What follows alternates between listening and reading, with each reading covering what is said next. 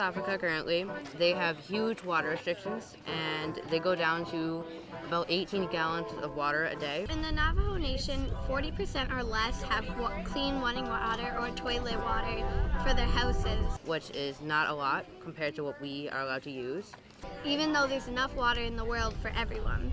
They switched over from the Detroit source to Flint River, which they thought would save them money, but ultimately ended up poisoning the water with lead and other really, really dangerous chemicals. And it all started with climate change, because once climate change was brought up and global warming, they really started running out of water. And it's mostly because of uranium mining under them, because they only own 1 foot of the land. Citizens are trying to put the people who sold the water behind bars, and the lead was the worst for kids because it really severely affected their brains. When we're talking about water, we're talking about one of our most valuable resources that we have. We can't live without air, water, and soil, and it's really great if they're all clean.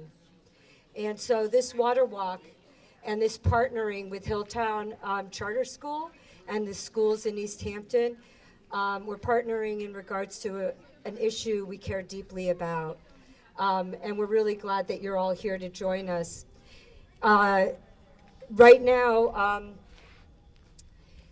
there's over 1 million people in our country who do not have water.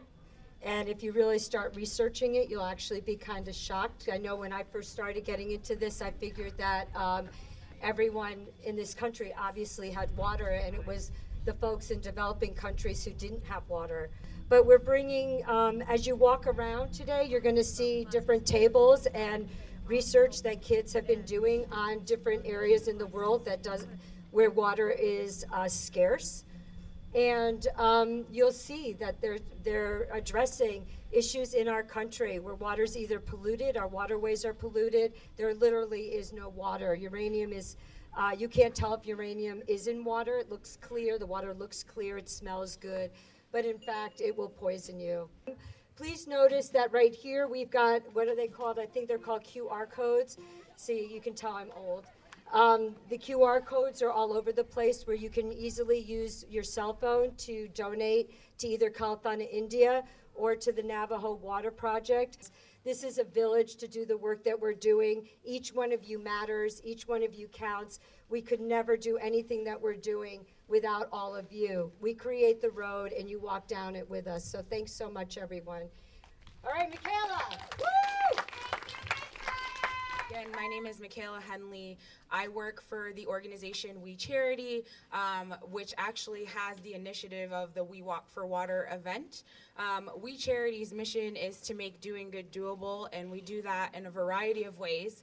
But the way that you will be helping support that mission today is by learning and walking for water.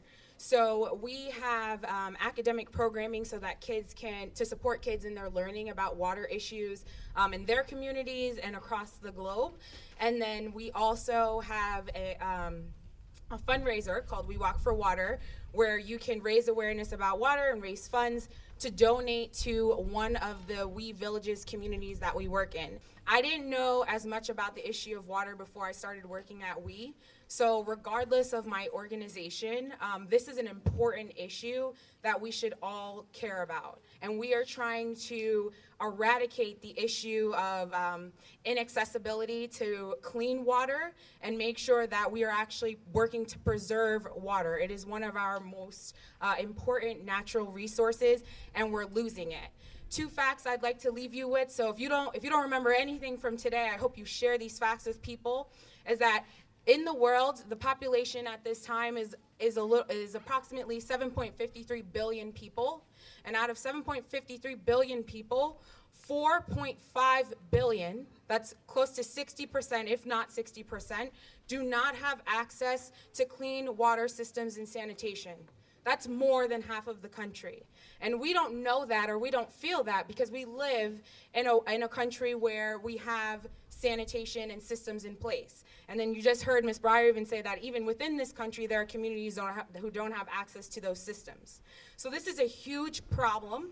And the second fact that's making the problem even more immediate and scary, to be quite frank, is world disaster or natural disasters. 90% of natural disasters are water related. And I'm sure even the young people that are here, they can count probably more natural disasters within their short lives than we all could count in some of our older people's lives that they've seen, because they're happening more frequently. So as you walk around the track today, you know, get your steps in, I'll be setting my Fitbit, your Apple Watches, whatever you need. I want you to think about what is your relationship to water and what can you be doing to help not only your community but the global community, because you are a part of it. And we don't feel it yet, but I guarantee you we will. So we need to start taking preventative measures now.